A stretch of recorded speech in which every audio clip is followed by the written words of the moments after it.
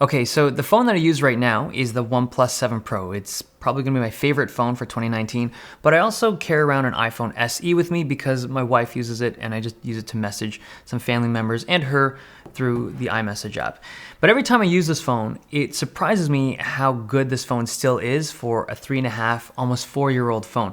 So over the past little bit, I decided to check out other phones from this time period. So this is from 2016, and I feel like this was like the golden age of phones because we have some bangers that year. OnePlus 3T, S7 from Samsung, as well as the first generation Pixel, the Pixel 1. So I had the S8, which I think was like a more popular phone than the S7, but this came out in 2017, so it doesn't really count in this conversation. And also, I guess the iPhone that's also from this era, like the bigger version, was the iPhone 6S.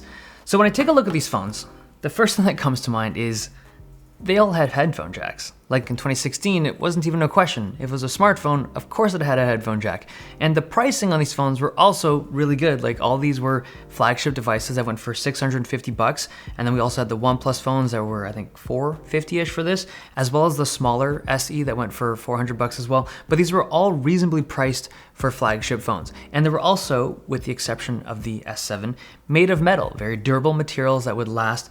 And they were just good phones, which is a reason why so many of these phones still exist in your hands today. I know a lot of my audience still use some of these phones, but there's a very big difference in how these phones have aged. And after playing with them for a little bit and just looking at some research data, iPhones age so much better than basically every other phone in the market, at least from this time period. So the first thing I want to talk about is software updates. I'm sure some of you guys are aware by now, but iPhones have amazing software support. Like this phone is 3.5, 4 years old. This one is like 4 years old, a little bit more than 4 years old. It's still running the latest version of iOS, which is iOS 13. So both the SE and the 6S from 2015, 2016, both run the latest version of Apple software. The Galaxy S7, this phone came out in March-ish of 2016. This thing runs Android 8 Oreo. It has some of the recent security patches, but in terms of functionality, it doesn't have any of the stuff from Android 9 or 10, which is strange because this is the same age of a phone as the two iPhones. The OnePlus 3T, this got up to Android 9, and then there's community builds for Android 10 that you have to load on if you want to.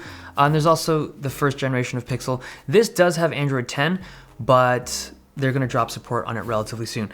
But the big kind of loser to me, I don't wanna use that word, but the one that stands out as being the worst is Samsung. Their software support on their phones is surprisingly poor, especially for a company that's as big as Samsung. And I've praised their products before. It's nothing to do with the brand. I love what they do in terms of hardware, but when it comes to software, I feel like they should do a better job. And it's not like the user base needs the latest and greatest version of Android to use their phones. Clearly not. But when you do get an update, it brings new features and it just keeps your phone feeling fresh and relevant to the user. And that's something that I think is important. And let's be real here. If the iPhone SE can run iOS 13 with just 2 gigs of RAM, I'm sure the S7 can run Android 10 with its 4 gigs of RAM. But Samsung chose not to do it. And this stuff affects resale value, I think, right? If you look at the value of these phones in the used market right now, iPhones just do better. They always have. And I think the software support is one of the reasons why people are more comfortable and more confident buying a used iPhone than any other brand.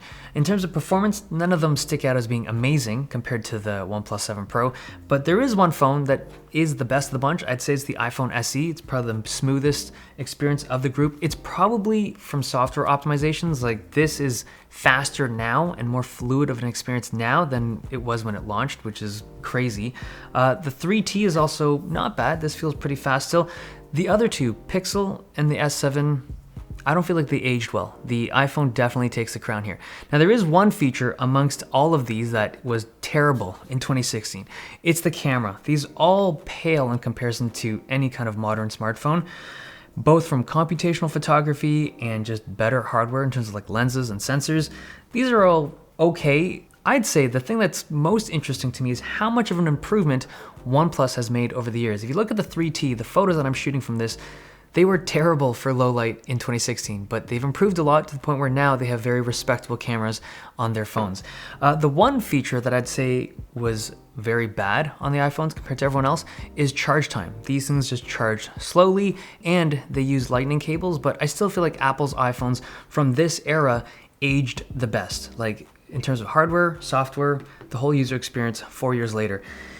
What do you think? Like, if you're an Android user, if you're an iPhone user, which phone do you feel aged the best over the past 4 years? And going forward, like we see iPhone 11s right now, they're pretty popular. Is that going to age well with its Lightning port and IPS panel for 2019? Let me know in the comments below. Okay, hope you guys enjoyed this video. Thumbs if you liked it, subs if you loved it.